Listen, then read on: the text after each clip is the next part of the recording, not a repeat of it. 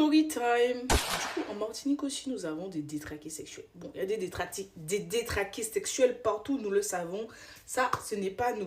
Déjà, si je dis l'autre bord, détraqué sexuel, et que tu penses à quelqu'un, on est sûrement sur la même histoire. L'autre bord est une plage en Martinique située à Trinité, derrière le Chuncat. En fait, elle est en contrebas, le lycée de Trinité en haut, et la plage de l'autre bord, il y a des champs de canne, il y a une montagne, des champs, et on arrive sur la plage. Bref, du coup, elle est quand même reculée, elle est assez discrète.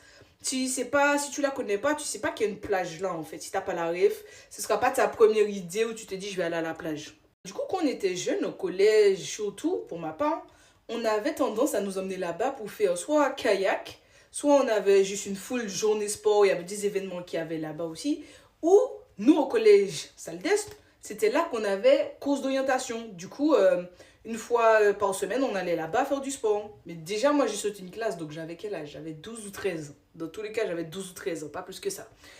Et on avait course d'orientation à l'autre bord, on était en équipe de 4. Nous, mon groupe, on était 3 filles et un garçon.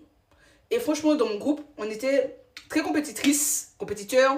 On voulait avoir les meilleurs temps, ramener toutes les balises. Et tu vois, avoir la meilleure des notes, c'est le sport. Moi, j'adore le sport, on est à fond. Donc, à un moment donné, on galérait tellement que sur la fin, on s'est dit, venez les gars, on se sépare, on fait 2-2. Du coup, moi, j'étais de mon côté avec une amie. On est parti, on cherchait une balise avec notre boussole.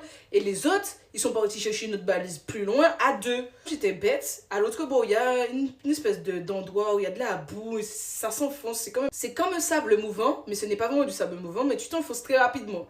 Et je sais plus qu'est-ce que j'étais passé faire. Je pensais que c'était un chemin. J'ai commencé à courir. Bien évidemment, à 12-13 ans, je me suis enfoncée. Ma pote a essayé de venir m'aider. Elle s'est enfoncée avec moi. Donc, on a pris genre 10-15 minutes pour se dépatouiller. On en est sorti. Et là, du coup, on décide d'aller sur la première plage, le premier entrée où on peut accéder à l'eau de mer pour se doucher. On voit un monsieur au fond, tout nu. Le gars, il devait avoir une quarantaine d'années, mais genre tout nu, en train de se branler dans l'eau, en train de nous dire, ouais, venez, vous pouvez faire pour moi, venez.